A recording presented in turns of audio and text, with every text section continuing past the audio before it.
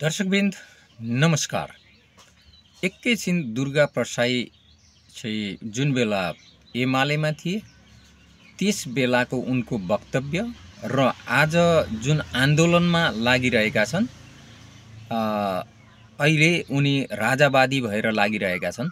यी दुईटै भनाइमा उनको भनाइबाट म चाहिँ कन्फ्युजनमा परेको छु क्या, कुन भनाइलाई मान्ने र तपाईं पनि कन्फ्युजन नहुनु होला, कुन चाहिँ भनाइ उनको सत्य हो है। दुईटै एउटै जिब्राले र एउटै व्यक्तिले र एउटै अन्तर्वार्तामा बोलेका छन्। सुन्नुस् है त, सुन्नुस् है त के भन्दै छन् दुर्गा प्रसाईले। अब यस बेला के भन्दै थिए जब एमालेमा थिए उनी। देशलाई बचाउने भनेको अब एमाले नै हो, यो देशलाई बचाउने केपी ओली नै हो।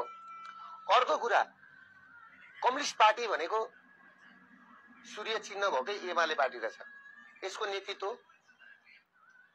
जो मेरो हजुरबुवा पनि हुनुहुन्छ केपी शर्मा ओलीले गर्नु भएको छ है। र तपाईलाई म एउटा कुरा हुन्छ, तपाईको टिभीबाट सुन्नु पर्यो, मान्छेले बुझ्नु पर्यो। तपाईले केपी ओलीलाई चान्चुने नेता नसम्झिनुहोस्, किनभने 8 साईको पानी खाएको 8 साईमा जन्मेको मान्छे हो। दुःख गरेर एउटा किसानको घरमा जन्मेको मान्छे हो क्या केपी ओली। सुख सयलमा हुर्केको मान्छे हैन। यो गणतन्त्रको लागि, यो प्रजातन्त्रको लागि, यो लोकतन्त्रको लागि 14 वर्ष जेल बसेको मान्छे हो। 14 वर्ष जेल बस्नु भनेको नि तपाईँ अन्दाज गर्नुहोस्। पहिला जुन राजा महेन्द्र पछाडि नि केपी ओलीले जुन 3.5 वर्ष सत्ता चलायो नि, हेर्नुहोस् ढलेको ढरौरा उठ्यो। दरबार हाई स्कुल रानी पोखरीदेखि लिएर हजारौं हजार बाटाहरू यिनीहरूले बनाउन सक्दिन भनेर त 1300 वटा बाटा त अस्ति क्यान्सल गरे हैन शेरबहादुर देउपाले। त्यति थालनी त गरे रहेछ नि त। भनेपछि जतिखेर राजा महेन्द्र पछाडि नि यो देशमा विकासको खाका खोर्ने मान्छे एउटा केपी ओली। प्रचण्डको पालामा एउटा विकासको केही तयारी भयो, ऊ पनि त प्रधानमन्त्री भयो नि 3 चोटि। शेरबहादुर देउपाको कांग्रेसको पालामा त देशका भौतिक संरचना बेच्ने काम भयो। माओवादीको पालामा भौतिक संरचना बमबहादुरले उडाउनु दुईटै नरसंहारी हुने यिनीहरू। एउटा बनाउने काम भनेको नि केपी। तर केपी शर्मा ओली यस्तो एउटा नेता हो नि, 14 वर्ष परिवर्तनलाई जेल बसेको नेता हो नि त। हाम्रो हजुरबुवा मारेर बसेको ज्यान मुद्दामा। कस्तो खालको कुरा। मेरो हजुरबुवा विष्णुप्रसाद विमलीलाई मारेर जेल बसेको। कुरो बुझ्नुभयो? धर्मप्रसाद ढकाललाई ज्यान मारेर जेलमा बसेको। उति झापा जिल्ला अदालतमा पाएको छ। तर कठोर जीवन हुने जेलमा बिताउनु कठोर त ज्यान मारेर लाग्यो नि त्यहाँबाट चाहिँ। अर्काको ज्यान मारेपछि कठोर हुँदैन।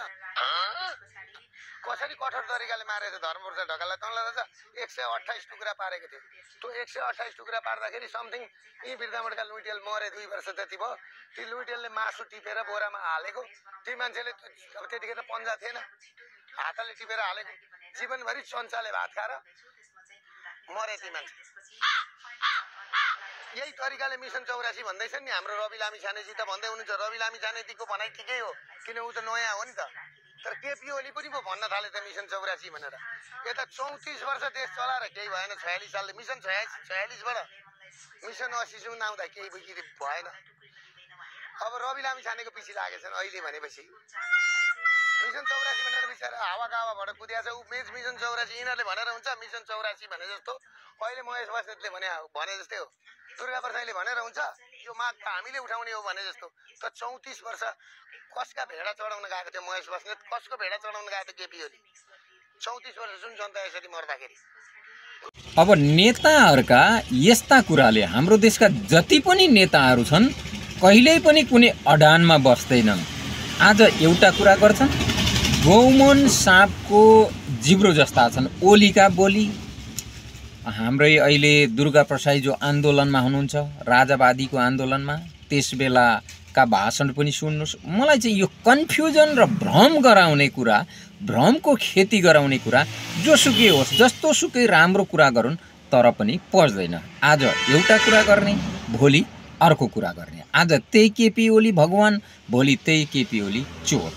यो कुराहरू मन पर्दैन। केपी ओली चोरै हो, चोरै भन्नु पर्यो अनि मात्रै मन पर्छ।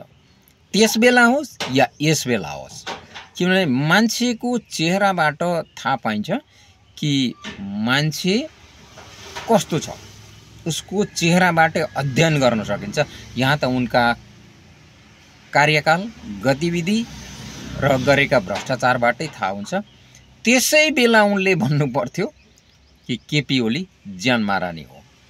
तर आज आएर भन्दैछन्, उनलाई थाहा थियो, सब कुरा थाहा थियो, तर पनि त्यस बेला केपी ओलीका भक्त हनुमान थिए, आज उनी केपी ओलीका दुश्मन छन्। मलाई चाहिँ न दुश्मन मनपर्छ न त हनुमान मनपर्छ। यो दुवै भ्रमको खेती कसैबाट पनि मलाई मन पर्दैन। त्यसैले के हो त, म चाहिँ भ्रममा परेको छु, तपाईँहरू भ्रममा हुनुहुन्छ कि हुनुहुन्न, यो भनाइबाट तपाईँ केमा हुनुहुन्छ? अब दुर्गा प्रसाईको भनाइलाई मूल्याङ्कन गरौँ।